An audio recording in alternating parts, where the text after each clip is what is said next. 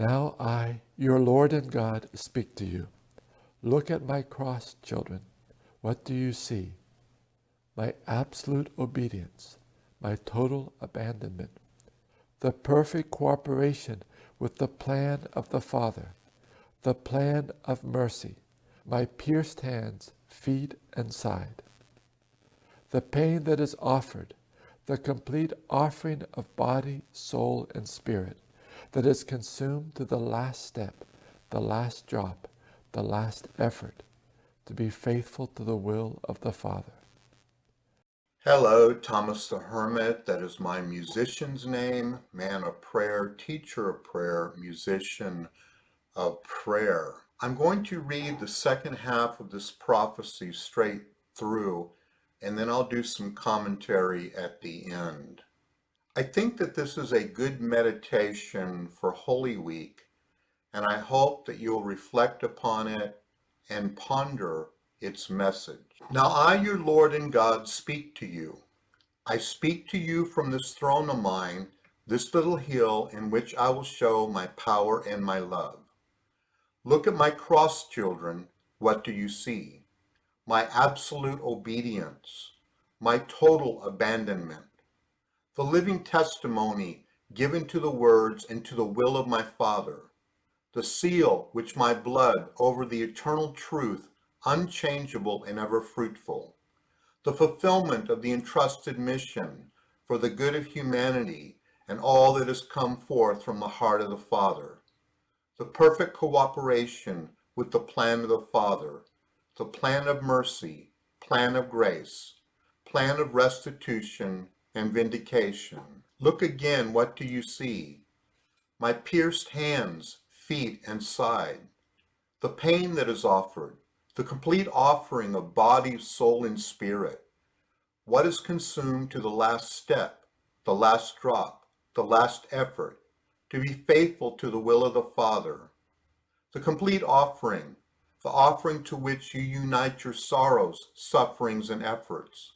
The great offering that bears continuous fruit and that now reaches its fullness. Everything, children, is prepared in faith, in obedience, in humility, and in pain. I have given you an example with my life. With my life and with my death and with my resurrection. Follow me. Follow me in this tremendous hour, when as in that Friday in which all of the powers of the devil united to torment me and put me to death, they now come together once more to torment and put my church, my mystical body to death, and thus give death to all that belongs to God. Satan has never ceased longing to be adored, and what you see now is his plan to supplant God in everything.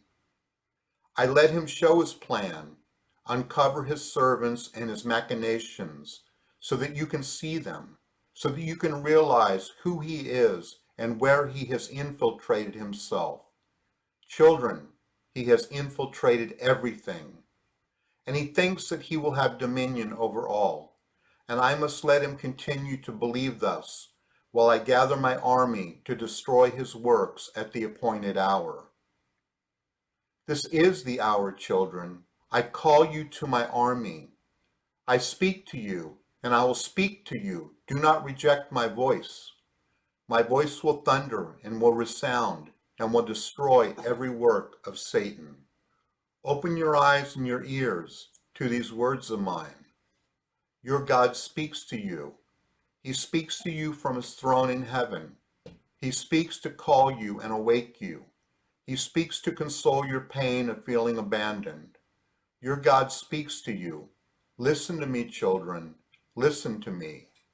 Your Jesus, the divine word who speaks to you here and now. One of the things that I clearly see in this message is a call to carry the cross with Jesus. I see that he is calling people to become a part of his army, to fight against what is happening in the world today. He's very, very specific by focusing right from the beginning of this part of the prophecy upon his own suffering and death. And then also saying that he wants us to participate also in that. He paints the picture very, very clearly from the very beginning of this section of the prophecy. He starts off by saying, "Look again, my pierced hands, feet, and side." He says, the pain that is offered, the complete offering of body, soul, and spirit, what is consumed to the last drop, the last effort to be faithful to the will of the Father, the complete offering. In this prophecy, Jesus is not only pointing to his own passion, but he's trying to bring us to participate in his passion. And of course, the writings of the holy men and women of old has always pointed to the fact that we're supposed to participate in the sufferings of Christ. In my own opinion, I believe that it is a part of what we have to do in the times that we are in. And I don't believe that anything good happens in the world unless someone suffers. We have seen such things in mystics like Padre Pio and John Vianney and others. Here it says very clearly in this prophecy, "With my life and with my death and with my resurrection, follow me."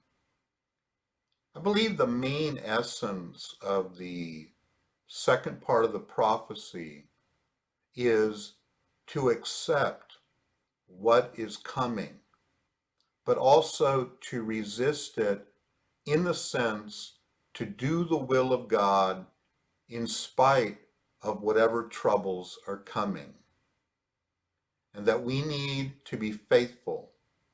The call to be a part of God's army in the times that we are in the unfolding of the great mystery of the suffering of the church. I myself have already accepted this aspect of the times that we are in.